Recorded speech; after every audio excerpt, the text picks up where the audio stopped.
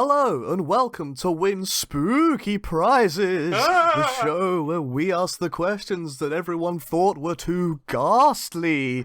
I'm your ethereal guide, Eddie, and I'm joined today by the three scariest people I know. We have the King of the Crypt, Bear. Hi, I live in a crypt. The Sultan of Spooks, Pwal. Oh, I wasn't expecting that.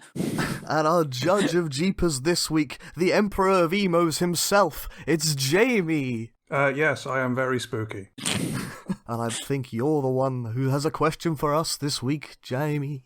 Oh, I do. Some of you might know that I recently moved. Oh, yeah. And I moved into this nice little flat, it's pleasant, it's got enough space and everything. Unfortunately, it's haunted. Oh no. Now, as someone who has a decent breadth of knowledge of pop culture, I know what to do when you have a haunted house. I know who I'm going to call. Unfortunately, they keep letting me go to answer phone. So my question for today is, seeing as the Ghostbusters aren't picking up, who am I going to call? How about Luigi? He deals with ghosts. Isn't he like a giant coward? Yeah, He's kind of a regular-sized coward. but he got that vacuum that could do sucking up the ghosts, right? I think that's what happens in Luigi's Mansion. I've not played it. Bold move to bring a character you haven't played the game of. Yeah, I think the main problem is that Luigi is, sort of like, he's usually captured or trapped, or his friends are captured or trapped by said ghost beforehand. I don't think it's like a service in which he's, happy to be employed to do. This is like 10 years after Luigi's Mansion, where he's like got some self-confidence. His own van. Yeah, his own van. And he's decided to open a ghost business. If Luigi has self-confidence, is he still Luigi? Oh, good point. Oh, it's a good point. Now, here's the thing, right? He gets a call from me. I'm like, hey, Luigi, you gotta come deal with these ghosts. And Luigi's like, oh, I'm too scared. I'm not brave enough for this. And then Mario puts a hand on his shoulder and he goes, Luigi, the only time we cannot be brave is when we are scared. And Luigi comes to your house with his vacuum cleaner. Unfortunately, it's probably got the wrong kind of plug on it. Oh, there we go. He's got a European plug. Yeah. What plug does the Mushroom Kingdom have? I mean, Jamie, you've not travelled in over 2 years. You probably accidentally got a European changer plug thing lying around. I probably do, you're right. Adapter, that's the word I'm looking for. There is, however, one really big issue with Luigi, and it's he's too busy dying 2 episodes ago. Oh, yeah. Oh no, that's even better though, he's already a ghost. Is Luigi canonically dead since the Smash trailer? Luigi's chronically dead since Winstupid Prizes episode 6. Yeah. Spoilers for the episode that came out 2 before this one, Luigi's dead. I'm going to be honest with you, if we're going to have to keep track of how many characters end up dying in the course of these shows, we're going to end up getting some weird, wacky ones. It's going to be like, well, all we've got left is Thomas the Tank Engine, Dora the Explorer, and Blue from Blue's Clues. So Sounds pretty good. It makes a real change to our, how would you stop Thanos episode. Just like, well, he's already dead, so I don't really need to deal with Thanos. It's a good thing I picked Link in episode 1 rather than after the Smash episode. Yeah, every Nintendo character in Smash is now canonically dead in Winstupid Prizes lore. Other than... Spoilers! Waluigi's still alive because he didn't take part. Yeah, that's a good point. Absolute result. You want to call Waluigi instead of Luigi? Yeah, but he doesn't have the vacuum. Well, that actually might be the thing. Waluigi's nicked Luigi's phone and just turns up, hello! Oh god, no, kick this man out of my house. Just comes in, starts looking through my fridge and eating my food. And I'm like, you came in to deal with ghosts. And he's like, wow, ghosts. He stuffs his face full of cheese. I'd hang out with Waluigi. If you paid for his services to deal with ghosts, I think you might be a bit less inclined to do so. Yeah, fair. You've already paid him up front before. So I think Luigi could do the job, but you have to find a way to trick him into your house and trap him there. Like, maybe put on a boo mask or something and stand behind him until he runs into your house. But then I'd have to turn around every time he looked at me, right? No, I mean, if you were a boo who doesn't get scared, then he would freak out. That is the most terrifying ghost. You just give him an invitation to a party, he shows up, the door's open, he comes in, the door spookily closes behind him, and then he's suddenly in Luigi's Mansion 4. Yeah, and you just sign off the invitation from Daisy and he's there. Ah, nice. Sorted. I will concede that Luigi is a big coward, but have you got anything better? I'm pretty confident I might have had to deal with the same problem before. Oh? The problem is that I'm also most damn certain they mind wipe me at the same time. So I think Agent J from the Men in Black would be the person I'd call. And I might have already done so, but I can't remember. That's the Will Smith one, not... Yeah. It's not Tommy Lee Jones, it's No. Will Smith. Okay. I'm going back to the originals. I would have called Will Smith or Agent J, James Edwards. Just to be clear, are you calling Will Smith or are you calling Agent J? I'm calling Agent J. Okay, we should stop calling him Will Smith then. I wasn't looking for the Fresh Prince to come and deal with my ghost problems. I'm calling Will Smith in costume and in character, but actually it's still Will Smith. I just really want to hang out with Will Smith. The thing is, you could probably contact Will Smith. I'm not Yeah. sure you could contact a man in black. Yeah, that is probably the difficult bit about this particular problem is legitimately getting the phone number for a secret agency that if you do find out about them, it immediately wipes your mind. You do a phone call to the local police department, like, oh, there's some weird craft thing that's landed in my backyard. And then, boom, you get the Men in Black. I guess I also don't think the Men in Black were, like, relying on local people calling their local police station. Oh, no, they've got them bugged. I'm suggesting they're listening into the conversation at the police. Oh, they absolutely are. People would call the police to, like, for alien bullshit, and the men in black would be like, alright, got on my way, the police now as well. That's absolutely bugged. You're 100% right, Jay. Well, you don't, depending on how you get to them, you don't necessarily have to mind wipe them. Yeah, fair. It could also be a literal bug in the phone, because some aliens are like that. Yep. Okay, so do the Men in Black have ways of dealing with ghosts? Well, they've got a really big armory, and I assume something in there would deal with spectral things. I take your point. Jamie might not have a flat left. Like, wherever the building was might now be leveled. But also, Jamie won't know that it happened. Yeah, fair. Like, oh, I had a ghost problem and now I don't have a house. Yeah, they just put you in a new house and say, you lived here all along. I do buy the idea that a department that has the ability to deal with this range of things can cover bases that aren't exactly in their wheelhouse but are close enough. So I'd say, because isn't that really what, like, the idea that if there was a ghost, they would go, oh yeah, this must be an alien. They wouldn't assume it was paranormal. I think you're right, but I think you were also right earlier when you said you won't have a flat anymore, because the way of dealing with it is just going to be to shoot it. Oh yeah. They don't have much other options for dealing with most hostile aliens other than gun. Yeah, the hostile one, sure. I do like the scenario where you call up the police saying, hey, I've had some weird alien thing, trying to get them to come in. They investigate and they're just like, oh no, it's ghosts, that's someone else's problem, and leave. I do have one important question. So, the original Men in Black is the story of the induction of Agent J into Men in Black, right? Yeah. So, is this post Men in Black 1? I know there's Men in Black 2, but at the end of Men in Black 1, there's like a post-trailer stinger where he's in like a different suit, which is like meant to be more like cool and modern rather than just the tie, and he turns up with like a female agent, like in the post-credits. Yeah. We've got that Will Smith, or are you going to get the one from Men in Black 2 when it's back to Men in Black 1 style? I didn't know that there was a post-credit stinger rather than just the music video for Men in Black.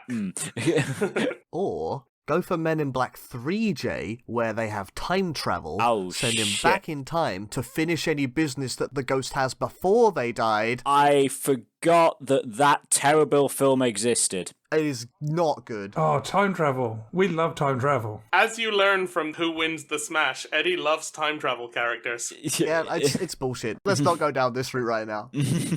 So I think Agent J is a solid candidate if you can get hold of him, and one of the main advantages is that if the problem's resolved, you won't know there was a problem in the first place. Yeah, that's a good one. You have no trauma or memory, maybe concussion.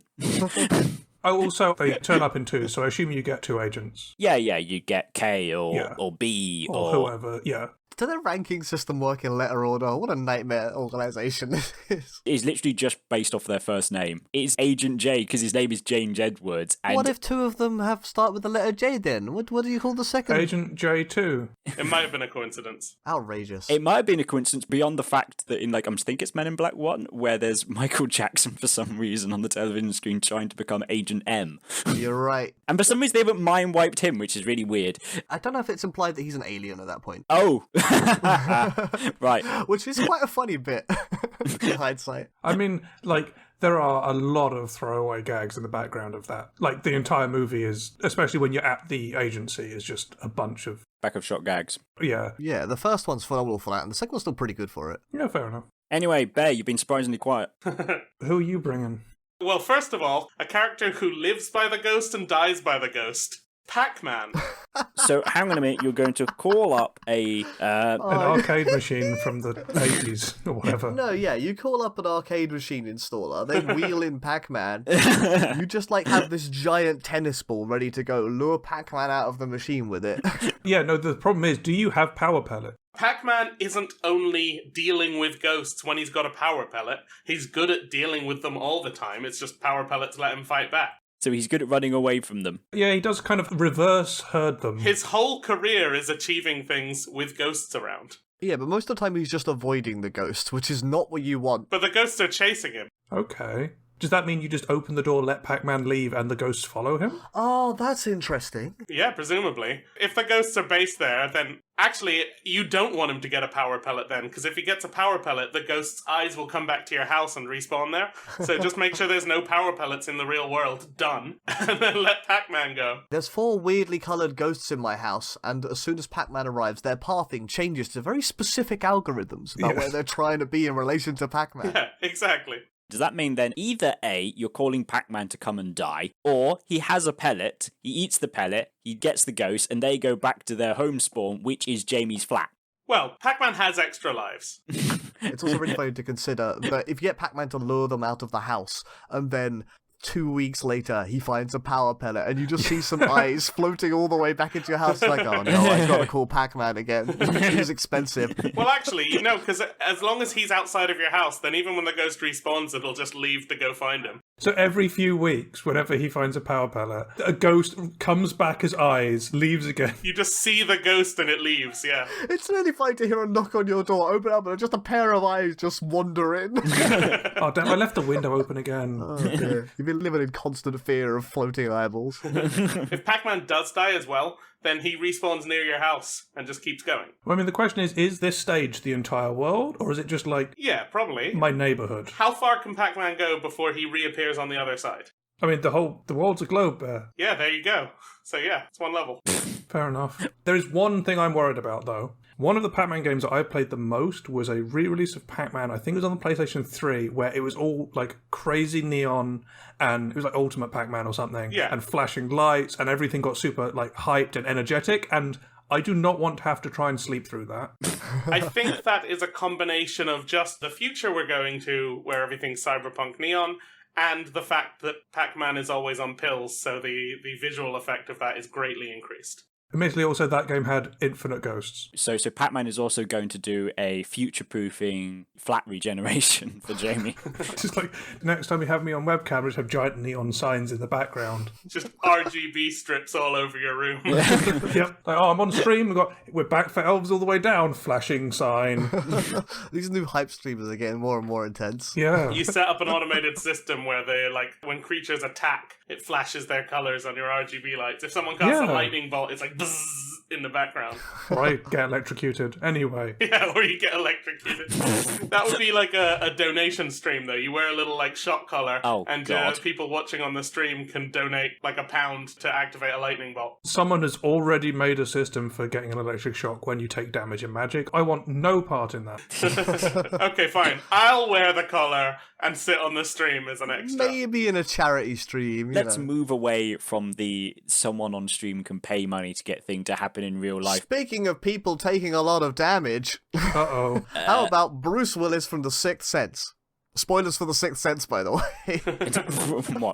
What is that, late 90s? What is the actual character's name? Malcolm. Okay. I haven't seen The Sixth Sense. Me neither, but I know what happens at the end of it. All of us have listened to The Lonely Island at some point. Alright, spoilers for it. Bruce Willis is some sort of psychiatrist or something. He's going around with this kid that claims to be able to see dead people, and... That would be helpful. Why didn't you ask for the kid? Because the kid's not very good at dealing with dead people.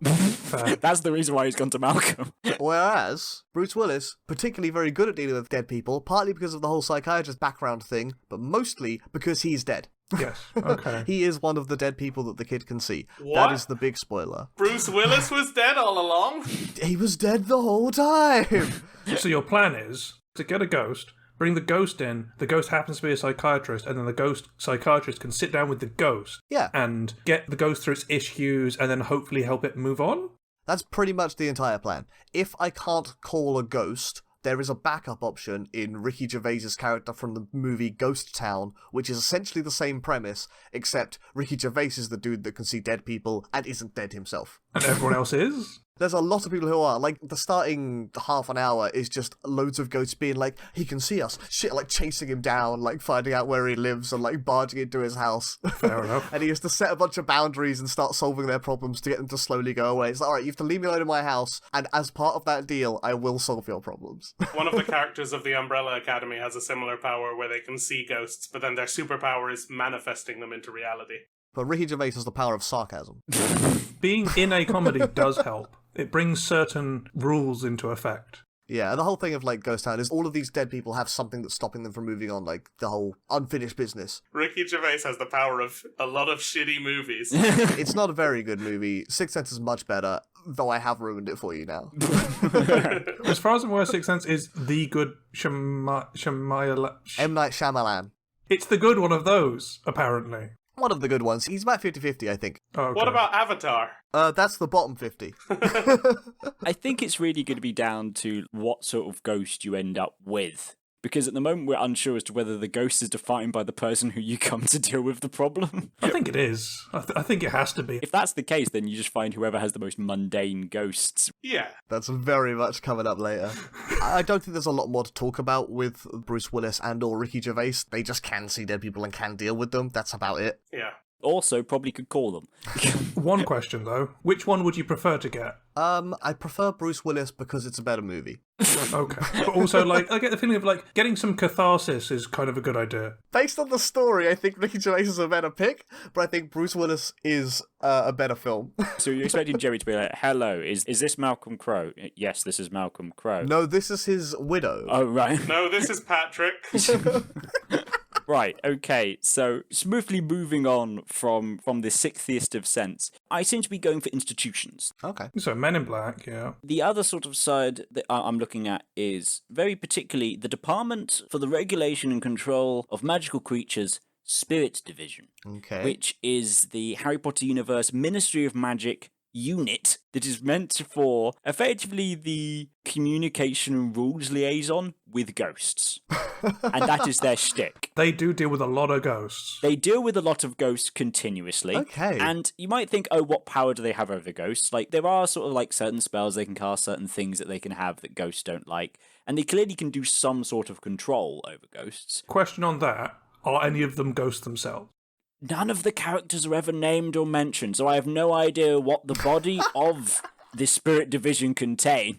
Is this like a one throwaway line in book 6 or something? I think it's earlier on, because I think it's about... But is it just like one throwaway line in one of the books, though? No, because I think it's when you find out more about the character of Moni Myrtle and why she's who she is, because I think she literally haunted and followed round the person who... No, because she was killed by Tom Riddle, wasn't she? Yeah, she also haunted and followed Harry because she was horny as hell. Yeah. That's like her entire character. While being played by like a 40-year-old woman or something. Yeah. Point being, a ghost that you just followed around a person for their whole life, and the mirrors you're going to look, you have to haunt somewhere to be a ghost. Stop being a dick and just following this person around. You're not being a ghost, you're just being a dick.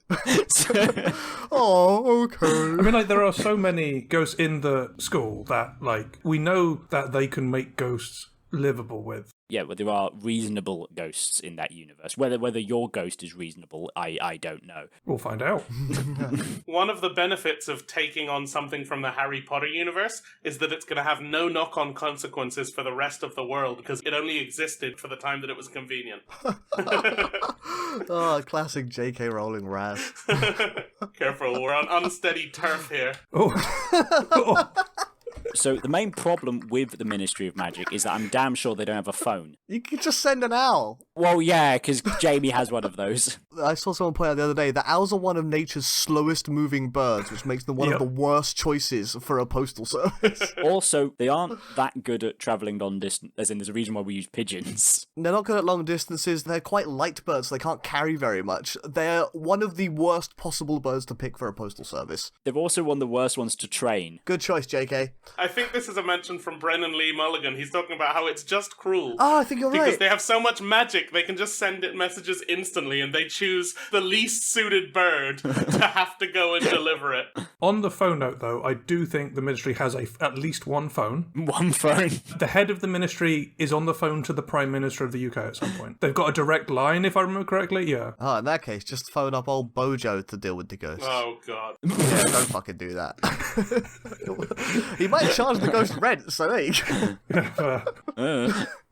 So, I generally don't know who I'm exactly calling there. You might just meet bureaucratic nonsense. But you do know the end result is livable, which is good. Yes. Also, secondary benefit, likely to mind wipe you as well. Why are you so keen on not remembering what's happened before? But if I'm meant to live with the ghost... If ghosts are real, I don't want to know. Like, Well, like, having a ghost might be a traumatic experience. Paul's entire set of answers is, I don't want Jamie to know anything of this has happened. I want to solve his problem and everything to go back like it was.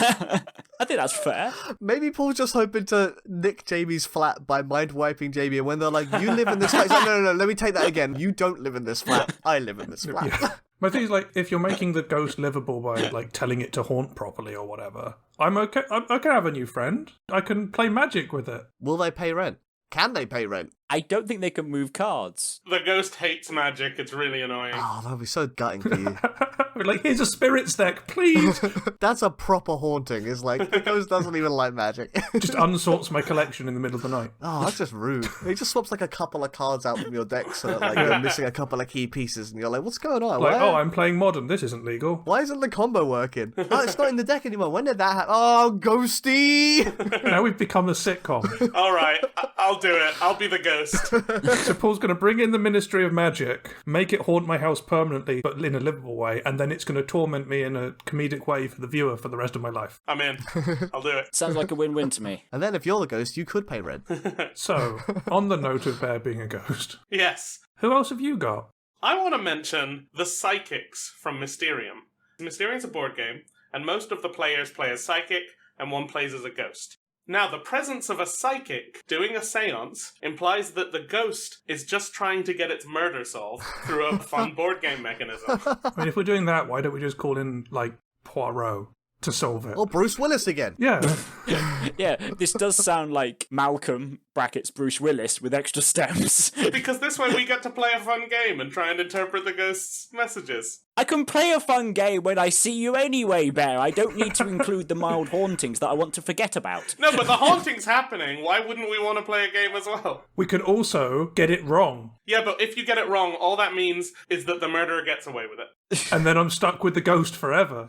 Hey guys, come around for some board games, just a chill time. We're gonna play Mysterium. It's a real ghost and there's a real murderer, and if we get it wrong, the murderer gets away scot-free. Yeah, let's come round and play this game. Oh, who's going to play as the ghost? Don't worry about that. There's so many actual, like, film fiction mediums you could have chosen. And you picked the board game one. But you chose to get, oh, I've got an idea. The medium needs to be us muggins. But I mean, yeah, you choose one. Like, why pick one over another? This one because I've enjoyed it. We solved a mystery game in literally the expected amount of time. There you go. Oh, yeah, so we are pretty average mystery solvers. And that was like a lot of deaths. Yeah. Plug for the videos that have gone up on our YouTube channel. Why don't we just get the insurance inspector from Obra Dinn? Of course. You would need the corpse for that. You would. You did get the pocket watch, though. The insurance inspector in Obra Dinn finds out about how people died, but it doesn't involve ghosts. You can solve their murder, therefore. Yeah, like I'm assuming that if you solve why they're stuck to this mortal coil, then they go, because that's kind of the general gist with ghosts, right? That's what I'm banking on with Bruce Willis. Yeah. So, here's the actual setup of Mysterium. The ghost doesn't pose a risk, but... But it will kill you if you get it wrong. So the game is on Halloween when the barrier between the spirit world and the living world are at the smallest. And this ghost has been murdered in the past. And it spent so much time wandering the astral plane that it's too weak to talk to you, it's too weak to communicate except through these visions. If you fail, you have to wait another year to try again. If you succeed, the ghost is freed and can rest in peace. Okay. So you will have to live with a ghost for a year if we fail. Well, no, the ghost is trapped in the astral plane. It's bad for the ghost, but not for us. Oh, then why do we care? Well, because Yeah, then I don't have a problem. Yeah. because we have a thing called empathy. Oh, well. Unfortunately, I do have some of that. But then Jamie's house isn't actually being haunted by a ghost. No, Jamie finds out his house is haunted by a ghost because it's Halloween. The psychics show up. They say, okay, we tried to solve the murder. It'll go away tomorrow anyway, but if we don't solve it, it'll come back every year. Strange choice. You know what? I've got a better way of circumventing the problem. Jamie sends his, oh no, I've got a ghost problem into the WhatsApp. I just respond, ghosts don't exist, Jamie. Problem solved. Yeah, go solve the problem. Done. But Jamie's still being haunted. You can't just circumvent the problem by saying, oh yeah, the haunting actually isn't happening. Lads, I've just solved global warming. It doesn't exist. Solved it. Solved the problem. Solved it, boom. All right, the GOP. For next time's Win Stupid Prizes, how do you solve... No, wait, that's not a very stupid question. That's not a stupid question. That's a really, really important question. Yeah. Surely we have to accept that some of the rules of what we pick apply to the real world when we pick them. Yeah. We know that Jamie is being haunted by a ghost. So wait, that makes Pac-Man and Luigi win out because they were in a video game. So as long as they don't turn the video game on, it's not a problem. No, you are being haunted by a ghost and we're summoning Pac-Man or Luigi, not a video game of Pac-Man or Luigi. But you're summoning the board game Mysterium. No, I'm summoning one of the psychics from the board game Mysterium. But to solve it, you need all of them, right? No, I mean, it depends how many visions it I wants mean, to like, we've allowed multiple people in we've allowed the entire Ministry of Magic Spirits Division, so... Yeah, we could get the whole group of psychics. There are 6 psychics. They have names, if you look in the rulebook. Let's see. Conrad McDowell. Barry, Larry, Steve, Beyonce. Right, real serious time, guys. I have a ghost. Who is your best option for me to call? I think the best person to call in this particular scenario, and the thing's advantage, we know they have a phone. They are a compassionate individual that solves problems, especially stuff they don't understand. Okay. I think you should call the Doctor from Doctor Who. Oh. Which one? Now, the main situation with this is you don't know which one you're going to get, so let's go Okay, with yep. current ones. So you get Jodie Whittaker. Okay, that's the only series I haven't watched. Yep, that's fine, because realistically, personality-wise, the Doctors generally blend into one big ball of... Timey-wimey, wibbly-wobbly nonsense. Exactly. So you hear a whom, whom, whom, and you've suddenly now got a blue box. The door opens, and a multitude of people step out. You get one person who you need, which is your Time Lord, and then some friends. A bunch of muggins who are also there to make things worse and also better. Depending on which Doctor you get, there might be a robotic dog. Okay. The Doctor generally is great at solving these problems, or at least will have seen it before, got thousands of years of experience of dealing with unknown stuff. You're just straight up better than the Men in Black in that way, probably. Yeah, but slight disadvantage though. If you happen before the title sequence, you might already be dead. I'll come back to a question about the structure of an episode. Depending on who you are in the storyline and in the series, you or one of your friends might then become a companion of the Doctor, I was going to say, if this is episode 1, am I now a companion? which is a version of hell. Yeah, okay. They have a good time for a while. They have a good time for a while and then either have their mind wiped, they are traumatized for life, different dimension. Some of them die. Some of them get away fine, and then marry the ex of a different companion or something. A lot of them have, like, things to deal with, even if they get away with it. Yeah. Does the Doctor tend to go and help individual problems just because? Yes. Or does he tend to save it for when they're big and threatening? Like, if it's just one person he's not friends with, does he care? Yeah, they tend to go to, like, a time zone. They're like, let's go and view this star exploding. Oh, there's a problem here, let's deal with that while we're here. But he also has received phone calls and gone and followed them. Usually they accidentally stumble across the problems and deal with them through compassion. Okay. Yeah, but there are situations where effectively the Doctor has been contacted in some form or another. So there are the Angels is a classic one. He was contacted for that because of how the time sequence worked out. Yeah. Oh, yeah. Also, I think Winston Churchill phoned him at some point. I think that a kid phones him at some point as well. He does respond to phone calls when they sound important. Yeah. He or she now, sorry. Yes, point. Yep, the Doctor does indeed have a mobile, so can be contacted. Also, it is a phone box. So, beyond the fact you might be brought into a version of hell, depending on whether you're before or after the title sequence main character, the other side effect problem to this is that they might just try and persuade you that this ghost actually was an alien that's been here for a long time and they consider Earth its home as well, so why don't you just get used to it? Yeah, actually this is their flat, Jamie. Oh, no. I mean, that's another friend. Normally the Doctor does come to some sort of peace agreement. That's happened in a couple of episodes. But it depends on what this ghost is like. It's sort of like okay, yes, you have the wasp infestation, and they say, well, this is technically their world too. And you go, yes, but it is a wasp's nest.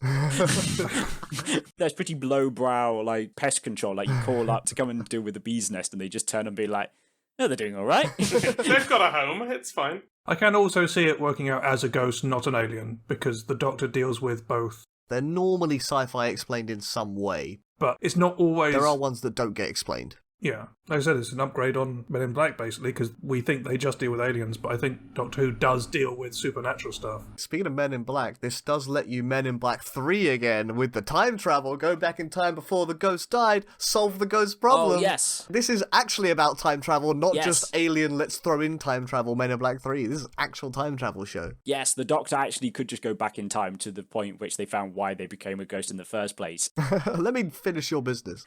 Out of the Men in Black and the Doctor Who universes, though, which is more threatening to Earth as we know it? Oh. Like Men in Black, there are aliens and galaxies in the universe, and there's people that want to take over, but it's fairly normal level of it. Yeah, but they're all like here. The Doctor Who universe normally shows Earth is getting on with doing Earth things, except in finale sometimes they threaten the entire planet, but... They're kind of similarly threatening, because they're both, like, have these weird external threats from outside of our solar system that Earth sort of ignored by, sort of protected from, sort of deals with.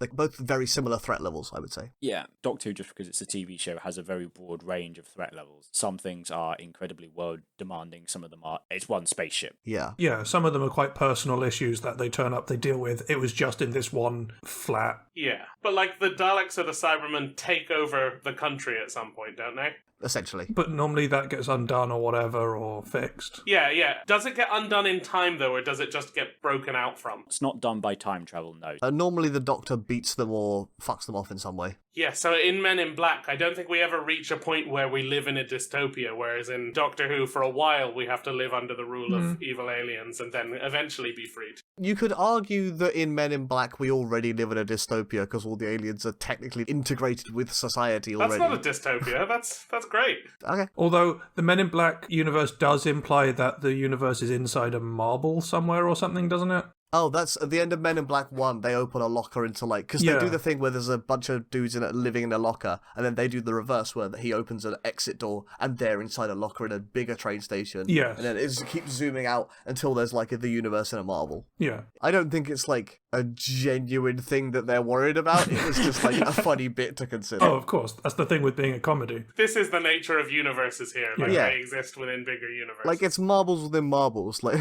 it's turtles all the way down. So, what I have to weigh up here is percentage chance of being a companion. Already being dead. Well, not every episode opens with someone. Like, some episodes do have absolute 0 kill count. Yeah. But if I'm episode 1, then I end up as a companion, which is a problem. I don't think you've got the right accent to be a companion. I don't know. I think it's- you've got to be more like, oh, Doctor, what's going on? You gotta be more working cross, innit? Oh, he's the Doctor. I'm Jamie. When was that? What? Where have you even got that from? I brought in, like, Bradley Walsh with, like, his real casual accent. They do have different people from different backgrounds as the companions. You just have to be British, I think, to be a companion. Okay, yes, the accent maybe isn't accurate, but your reaction when being surprised by something, I think you've not got enough of a... You don't play it up enough. Okay, so I'm the secondary companion. You've got the main companion who's surprised, and then I can be the deadpan one. Yeah. Or I can just hide in the TARDIS. You're the friend or partner of one of the main companions, and therefore you can be killed off at some point to create drama and tension. Yes. Or lost in time or something. Yeah. You also have to weigh up the percentage chance, and I think this is probably the biggest flaw with picking Doctor Who, in that your episode is one of the ones that are really poorly written. Yes. Because some of them are just really poor writing. That's a pretty high chance. It depends in what era. If it solves the ghost problem, it doesn't matter. Given that this is a new episode, it is a much higher chance than had it been one of the, like, older episodes. Or... But would it solve the ghost problem? Yeah, it would just have a really cheesy ending. It would probably solve the ghost problem in a less satisfying way, but a much cleaner and less problematic way, I expect. In most of the episodes where things go wrong and people are, like, eaten by a monster or killed or lost, Yep. do they basically always come back, or are they sometimes No. just... No, okay. Sometimes they are just dead. Okay. So there's a decent chance under those rules that you are lost to the ghost before they solve it. Yeah. However, because I'm the one with the ghost prop, because normally the person who's got the issue survives to the end to be grateful to the doctor, and it'll be some random unnamed mook who's outside the house who gets zapped. Yeah, you're actually right. It depends who's actually calling the doctor as well. Because it could be you disappear and then we call the doctor for that reason. Yeah. Or it could be that you call the doctor and you're gone by the time he arrives. See, that sounds like old writing. Or I call the doctor and then we do the whole Blink thing where, like, he solves it in the past and I don't actually interact with him. Yeah, maybe. Also, every chance that this is just a side adventure that isn't in the main season. He comes up with his sonic screwdriver and is like, I can't deal with a ghost, I've got a sonic screwdriver. Good luck. And then, like, in the episode, it's just references, I remember that one dude who had a ghost that we couldn't deal with? There's also this, like, I don't want to be in the rip-off where they got one of the old Doctor Who actors and one of the old Doctor Who companions in, but they couldn't use the term the Doctor. What? So they just wrote around the problem and just never called him by name. It's a radio show. Is this not a BBC? No, an actual straight to VHS at the time. Oh. Doctor Who rip-off using the Doctor Who actor who just stepped down. Right. Oh, so someone literally wrote fan fiction and then pays for the actual actors. Well, no, they were trying to... They were using this as like, hey, I want to actually do official stuff. Here's my evidence for why I should be... Oh, I think I'm good at writing it. Here it is. Yeah, and they also... They made their company named after, like, them and some other people, because their surnames were B. They made it BBV to make people think it was the British broadcast video, to try and really sell it. It's nonsense. We do not want to end up in one of those. No. You know, I think the Doctor, in whatever incarnation that they've chosen to turn up, we would prefer him fine. I think you've got a decent shot with the Doctor. If we get Tennant, we might get 2 Doctors. Ideal. Capaldi's grumpy. We could grump at each other. Matt Smith's nerdy. I think you and Capaldi would get on excellently. You both, like, everyone watching the episode would be like, man, these two really hate each other. Afterwards, you'd be like, what a lovely chap after you both left the room. Oh, that was nice. I hope he comes back sometime. I'll invite him over for tea. Yeah. Okay, so Paul's brought Doctor Who. That seems a pretty good option, to be honest. But who else we got? Doctor Who? He's done it. He's made the joke. Well done. So, Bear, who have you got? I have a character from a very, very fun world where I got to do a lot of things with friends and become the king for a while and all of that kind of thing. He's bringing Isabel back. And that was Fiora, a plane in the Magic the Gathering multiverse. Oh, we're playing to the judge, are we? Yeah, oh dear. It's happened before and it did well before. Yeah, well, no, I didn't win. This is Kaya, Ghost Assassin. Hang on, is this an assassin that is a ghost or an assassin? No, it's an assassin of ghosts. Oh, dang it. She can turn herself ghost-like to enter the ghost world so that she can stab ghosts. I first met her when she was killing my good friend King Brago, who's a really good guy. Yeah, no, wait, no, he's not. Brago's a jerk. Compared to Marchesa, she's a really good guy. She's first seen Stabbing Brago in the neck with a dagger. to supplant him with a real nasty piece of work. She murders an ethereal, benevolent dictator Yes. to replace just a less benevolent dictator. Yeah, there is a backstory element they give her as well, where she comes to that plane to do a job for someone because their house is being haunted by a ghost, and she takes payment to kill ghosts. Okay. She really doesn't believe that ghosts belong in the real world, and she made a job out of it because she's really good at killing them. Here's the problem.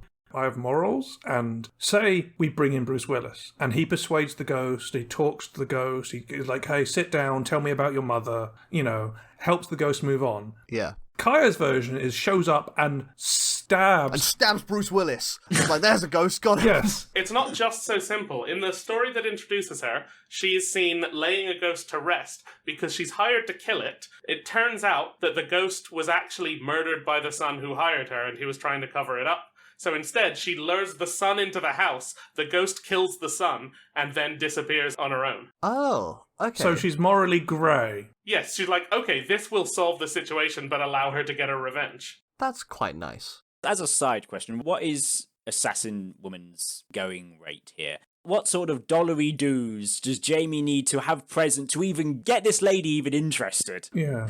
So, her being money motivated is a bit of a facade, and she's actually often quite willing to help people who couldn't really afford what she would charge richer people. Wait, she's like Robin Hooding it up. She demands quite a bit of money that you can afford. Right. And as one of the wealthiest people, Really depends on what Jamie can afford, what we can afford when we call her. I can offer her a shout out and a packet of peanuts. Yep. The thing about money, it matters a lot less to her now because she went to a plane where one of the guilds was run by a bunch of ghosts, and it's the one that likes debts and money. She killed all the ghosts and took over and became the guildmaster, and then she forgave a lot of the debts that she thought were unreasonable. Also, she became a member of the Avengers. Yes. Hang on Hang a minute. on. I know the Avengers. I didn't see her in any of the films. The Gatewatch, which is Magic's Avengers. Right, Right. I understand now. However, her becoming a member of the Gatewatch is really important because that means we can get in touch with her because we know the spell Call the Gatewatch. Yeah. And now that she's a member of the Gatewatch, we can call her. So now your entire bit is to set up the joke Call the Gatewatch. Got it. It's good to be there. So, hang on. How are you calling the Gatewatch? Because you're not casting a spell called the Gatewatch, because the spell is a Piece of cardboard. piece of cardboard. Yeah, no, you hold the piece of cardboard. Yeah. Okay, let me tell you how you cast it. First of all, you put the spell, Call the Gatewatch, from your hand onto the stack. We're not going through the casting sequence of magic. Alright, but once you've bought the rights to 3 planes and therefore can use enough land to Yeah. bring up the Gatewatch, Yeah. Gideon or whoever answers the phone and you're like, is Kaya there? Got a ghost problem. He's dead. Spoilers, he's dead. And he's like, it's me, isn't it? Ooh! Stepping away from the specifics of casting magic spells and so on, Only landlords can cast magic spells in real yeah. life. What makes me want to bring in specifically a costly assassin rather than, as we've mentioned before, people who will deal with the problem for free, even if it costs me the memory of the thing? Because this is specifically Kaya's specialty. Stabbing ghosts. Yeah, unlike the Men in Black or Doctor Who, this is definitely something she's going to be able to deal with in the simplest and most effective way. Also, she's an edgy, grumpy lady who's actually got a heart of gold, so your favourite. There we go. Wait, does she have Chandra's number? This is how you get to know Chandra. Yeah, fair enough. Side bonuses. That's like the side bonus of becoming a companion of Doctor Who, which might not be a bonus. We've already established that's hell. Depends on which one you are, but yeah. So, as we've talked about with Men in Black potentially, like, sort of making some things true, does calling Kaya mean that the world is now a plane in the multiverse and are we screwed? Yeah? Have you just invited all of magic to us? Oh no. Yeah. Like, she'll go to the next plane, she'll go, I met that guy in that old plane. Oh, I'll use him. Summon a 1/1 human token, and I just pop into existence as an ether construct. Oh no! So Kaya comes to the real world. That makes our world part of the multiverse. Yeah. She deals with the ghost problem, This is how the Walking Dead end up in magic. and then a villain is like, hey, I'm going to go to that plane because they seem to have good technology. He goes there, sees people have guns. Mark Rosewater shows up and says, guns are too far, and closes our plane off from the rest of the multiverse. Or just removes guns. Just erratas guns out of the world. Oh no. We've just de-armed everyone. Yeah, it's just like, let me remove all of this plane's defenses against the oncoming Yeah. threat, says Mark Rosewater, a member of this plane. Yeah, smart. Smart man. Turns out Mark Rosewater is actually the most powerful planeswalker on this plane. That's how he knows how to make the cards. -8 remove guns.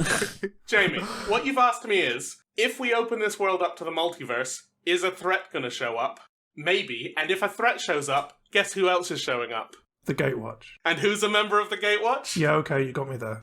It appears that the power of Horn seems to be the thing that brings. Speaking of the power of Horn, I'd like to bring up Moaning Myrtle. No, it's not. Here is the problem, however. I love a lot of the magic settings, and they're great. And one of the best things about, say, my favourite magic plane, Innistrad, is that I'm not in it. I get to enjoy it, but I'm not in it. I do not want the Gatewatch showing up and going like, here's some zombies, here's some dragon, you're dead. There's a chance that you're a planeswalker, though. Yeah, fair. I love that as an argument for, like, in real world. One of my favourite things about France is that I'm not there. Yeah. Like, you don't find out that you're a planeswalker until you're under a mortal threat. Yeah, but I don't really want to risk getting eaten by a dragon to find out if I'm a planeswalker, which is a 1 in like a million shot. Like, you've seen War of the Spark, you've seen some other things where being a random citizen on a plane is just a case for you turning up in a card where you meet your gruesome demise, and it has some, like, I don't know, sassy flavour text from Kaya at the bottom. You're right. But we've also seen the Battle Bond plane, for example. Pretty rad. We've been there, and there's been no threat to the world or the citizens. Everything just happens in the arena. Strixhaven, there's not a lot of threat happening to normal people. There is. The students' detention is put them in the middle of a marsh and hope they rot to death. Well, yeah, that's because it's magic school. Oh, so we've got the HP Magic School and we've got the Magic School turning up now. Fair enough. Yeah. Well, both in Harry Potter and in Strixhaven, presumably, the magic people go to their school and the normal people are fairly irrelevant. Much like in most fantasy franchises. Yeah. You use citizens to, like, randomly show threat level. There's a scene in one of the movies where, like, the Death Eaters make... Is it the Millennium Bridge? They, like, fly above and under it and, like, people fall off and it shakes. Oh no, people fell off a bridge. How threatening. Yeah, but if you end up in the Thames, you're dead, right? Because the Thames is full of awful things. I wouldn't recommend drinking it, let's put it that way, but I think you could probably swim to the bank and be okay. Yeah. Get hit by a boat. You might get hit by a boat, but like, actually, that's a really low bridge. There's tiny boats. You can't get boats near the Millennium Bridge. Yeah, that's an incredibly low bridge. Look, the Death Eaters had to prove their threat by making people go for a swim when they weren't ready for it. That's pretty threatening. But I do feel like it is the sort of setting where random citizens will get randomly Avada Kedavra, whatever it is. Potentially. Yeah, abracadabra. Yeah, abracadabra, yeah. To show threat level. But the majority of them are fine. It's just like America, you know, randomly. Randomly people get shot. So, randomly people shot just to show that it happens. Jesus. It's like America, you can get Avada Kedavras at Walmart. Oh, dear. Yeah, America is the wizarding world in real life. Right. I guess so. You've submitted a play to the judge to bring in a cool assassin of ghosts who will just stab the problem away. Or if there's like a slightly more moral solution to resolve the ghost's problems and that'll make it go away. Then she'll find out that I killed the guy and that I need to die, and I'm trying to cover it up. That's a Did bad... you kill the guy, Jamie? Did you do a murder? No further questions, Your Honour. So, Ed, who's your third option? If that's the case, then I'm okay with that. If she's giving you fair justice for what you've done, then yes, call Kaya. This ends badly for someone. Right, Ed. Yeah. Who else you got for me? Alright, I pick up the phone, I make a call. Phone gets answered at the other end, and I ask the simple question, Scooby-Dooby-Doo, where are you? And hopefully, they turn up to your house and unmask the ghost and discover that it was Mr. Jenkins, the old janitor, the whole time. What's up, ready? I'm calling the Mystery Gang. So you're calling a Boy Scout, a fashion model, a scientist that's choosing to go around with them, a stoner and their dog. I think they're all students, probably. I don't remember the canon. And sometimes their dog's kid. Yeah, and sometimes Scrappy-Doo too. I am so sorry if they bring Scrappy-Doo. Scrappy-Doo's great. He just wants to fight everything.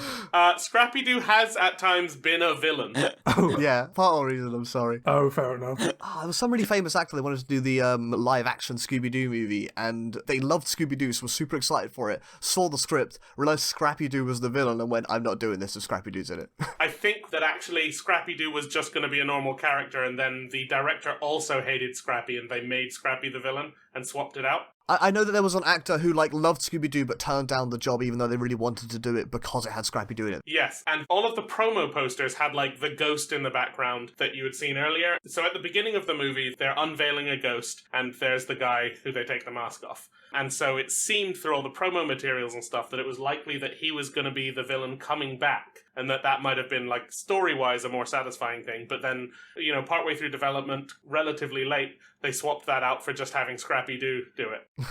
It did feel like it undermined the franchise to have actual monsters be the villain rather than just an unmasking. But key point here, we're getting the cartoon, right? Where we're not getting the movie one. Oh yeah, no, I'm getting the cartoon. I'm getting the OG Mystery Gang. Good, okay. Isn't Movie Shaggy the one with Goku levels of power? I don't care about that stupid meme. I just it's such a waste of time. Don't say that in front of Shaggy. No, I'll take that bullet. Right, okay, so you have a collection of 4 children. Yeah, I'm calling up 4, I don't know how they are canonically, quick, to Google.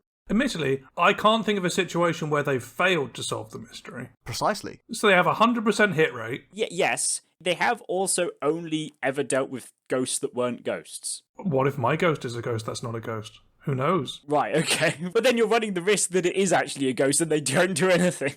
Yeah. I guess the question here is, does Ed suggesting the mystery gang mean that they turn up and it turns out to be a man in a mask, but if I don't call them, it turns out to be a real ghost? Well, do ghosts actually exist in the Scabby-Doo? Scabby-Doo. Scabby-Doo. So going back to the age thing, the Mystery Gang canonically do not have ages.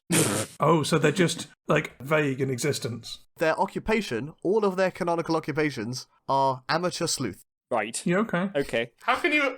How can your canonical occupation be amateur? I don't know. Is it? Apparently it pays the bills, though. Also implies that you could be a professional sleuth as well. I mean, that's just a PI, right? Yeah. I mean, they do all live in a van, so their living costs are quite a bit lower. They are all homeless. Yeah. The living costs are quite low. They just eat Scooby snacks, which they've got a sponsorship from, so Seems likely. they just get them for free. They are named after their dog. Maybe they just named themselves after Scooby Snacks. They'll turn up, they won't even ask for payment. They'll be like, you got any Scooby snacks lying around? No, they ask for payment in weed. Weed or ham sandwiches that are, like, larger than you can fit on the screen. The weed has to happen off screen because, like, the show isn't allowed to show that, right? Yeah. Absolutely. That's what the Scooby snacks are. They arrive at your house. They say, we heard there was a ghost here. Fred says, Daphne and I will search the bedroom. Yep. Velma, Scooby, and Shaggy, you search the rest of the house. Yep. And as a fact, they break down outside just because. They're like, hey, can you help us? Oh, I think this is the old abandoned arcade, they'll say. Oh, what's Pac-Man doing here? That proves it. I am also a Scooby-Doo fan. They run around for like half an hour, getting spooked a little bit, and they set up some rudimentary trap, which all goes wrong, but it ends up getting the ghost tied up anyway, and they go, wait a minute, ghosts aren't affected by ropes, something's wrong here. Old Man Jenkins, as they yank off the mask. It's my landlord or something. Your landlord, who wanted you to pay more rent. For some reason, spooking you was a way to get you to pay more rent.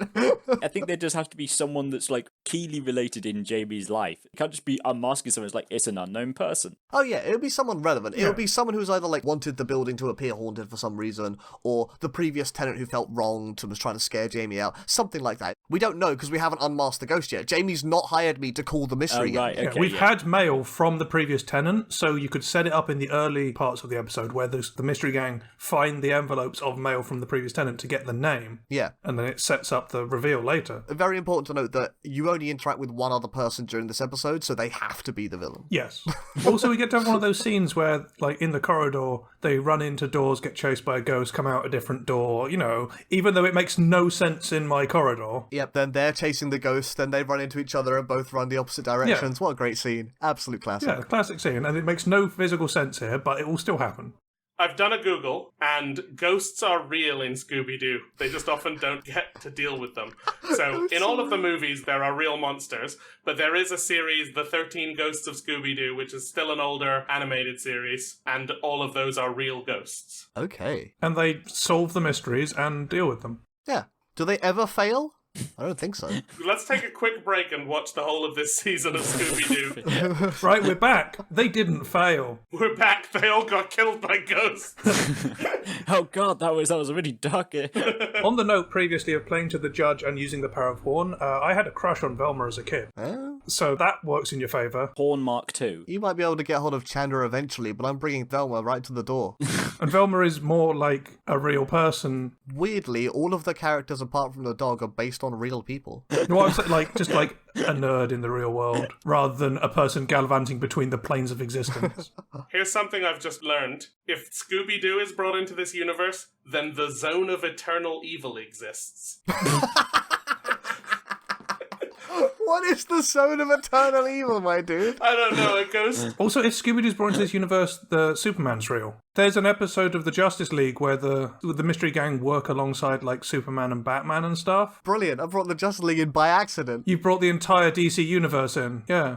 A warlock goes to the Zone of Eternal Evil and is captured by one of the ghosts there. Well, so just don't go there. Easy. Yeah, let's just not go there. That's probably somewhere in the States anyway. Well, it might just mean that ghosts constantly come out of there. Yeah, but we've got the mystery gang, so don't worry about it. But apparently we've also got Superman, so... Yeah, I think if we counted every crossover, then we'd have a right field day with Magic and Doctor Who. Yeah. Here's a question. If we bring the Magic Multiverse and the Scooby-Doo Mystery Gang into reality, how do they interact? Badly. It's called Universes Beyond.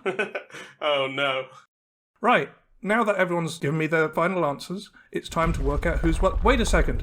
Everything's shaking. It's a shame this is an audio medium and you can't see all the cool visual effects in my flat.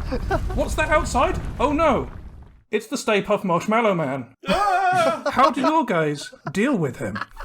So, Doctor Who, Yeah. giant Stay Puft Marshmallow Man.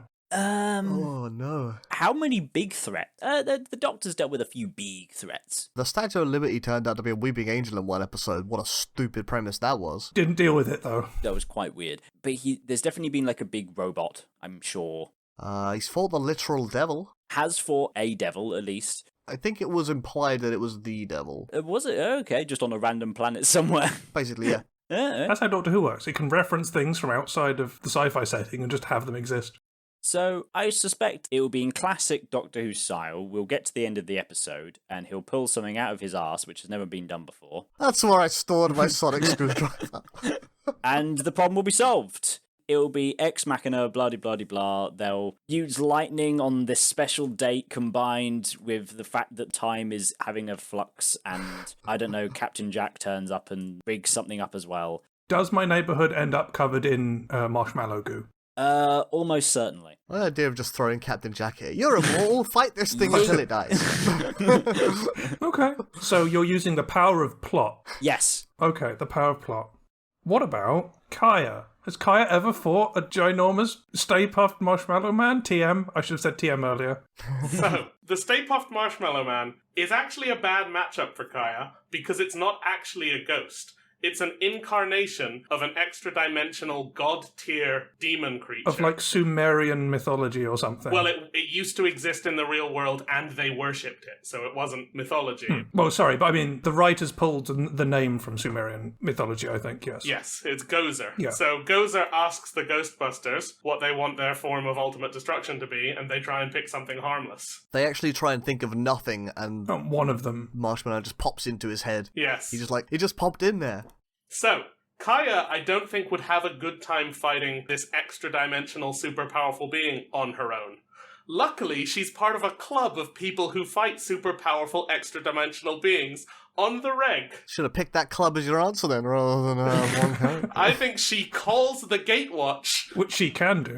The Gatewatch fight the Stay Puft Marshmallow Man. You lose a bit of the city while they get there. Yeah, the problem with this is it's disappointing because we've seen them beat interdimensional beings and it was kind of a letdown. Well, it was, yes, we need to be more powerful. Okay, let's do it. Yeah. The power of anime. Yeah. I think the fact that it is so immune to our normal weaponry, in Ghostbusters they only defeat it by crossing the streams. Like, military level weaponry doesn't work. Setting on fire just makes it more dangerous. But it's the crossing the streams that explode it. Yeah. So I think upon seeing that all those normal attacks fail, she would do the right thing and call the Gatewatch. Fair enough. And I would probably die in the process. If the Stay Puft Marshmallow Man is at your house, yeah. Although, do people die from it? Or do they just get gooed? Maybe a few people get crushed. Yeah. Yeah, I don't think it's really, explained. It might not be showed much, yeah. Yeah. Like, at the time, they're on, a roof, right? So... Is it PG? I don't know. It's got some, There is definitely swearing and sexual references. Yeah. There's definitely inappropriate hitting on women, but yes, that's... Yeah, but it might be PG for the time.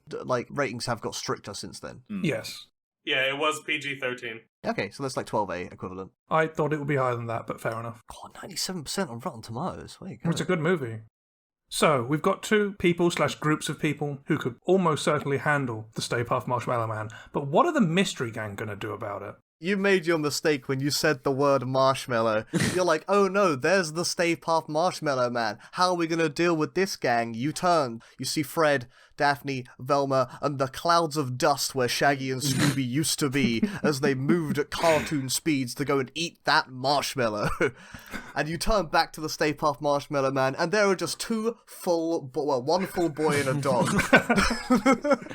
that have eaten the Stay Puft Marshmallow Man. The power of munchies. The one time they are not afraid is when food is involved. But, as we know, you are what you eat, so does that mean there are two Stay Puft Marshmallow Men now? Are they trying to eat each other, snaking its own tail? I don't know what goes on there. We managed to destroy an extra-dimensional being by just eating it. By being made out of marshmallow. Yep. Your first mistake. I think the real answer, they're Americans, so you need to give them a ton of chocolate and a ton of graham crackers, and then they'll go make s'mores.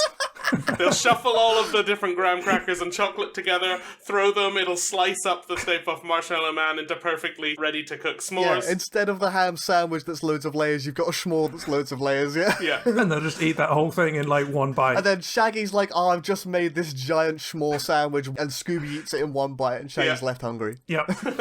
So it turns out everyone can handle a giant monster made of marshmallow. That's surprising. I thought that one was going to be a bit tough. Seems the problem's cleared up. I thought, oh man, Kaya's just not going to be able to deal with this, and then... Yeah, you're going to lose some of the city as the Gatewatch turns up. I mean, everyone's going to lose some of the city before stuff happens. Scooby and Shaggy, when food is involved, fastest men alive. Oh, yeah. You wouldn't lose a single drop of the sea. Yeah, the Doctor Who one genuinely ends up with the neighbourhood covered in marshmallow goo. Yes, almost certainly. And the Mystery Gang ends up with not a single trace being left. Actually, no, there's like a little fleck of it on one All over their face, yeah. It's all over their faces. Yeah, they get to do the tongue thing and lick all their faces. Yeah. Yeah. So, I've considered all the options that have been put out in front of me. You've all handled the third act twist extremely well. No one saw that one coming. Unless they saw the original Ghostbusters. Wait, spoilers for the original Ghostbusters. That was from that, if you didn't get that. This whole episode is spoilers. God damn it. So, turns out one of you played the field almost perfectly by calling out to my love of certain things. Playing to the judge, shall we say. And the winner is the Mystery Gang. Scooby-Dooby-Doo, where are you? We got a copyright strike now. In the end, I get to watch two guys consume a giant pile of marshmallows while hanging out with Velma.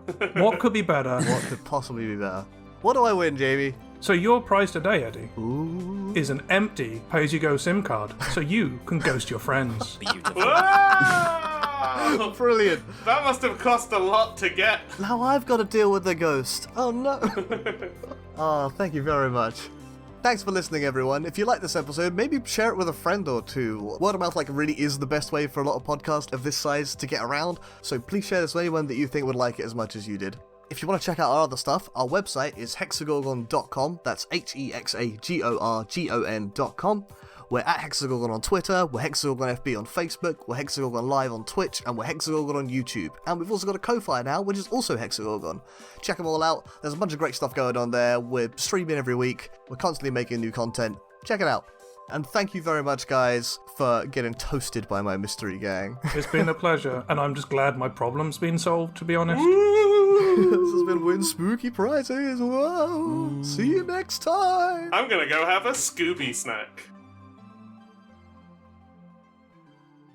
Velma loses her glasses, and Jamie just keeps moving them around, so she just spends the whole time crawling around. God's sake.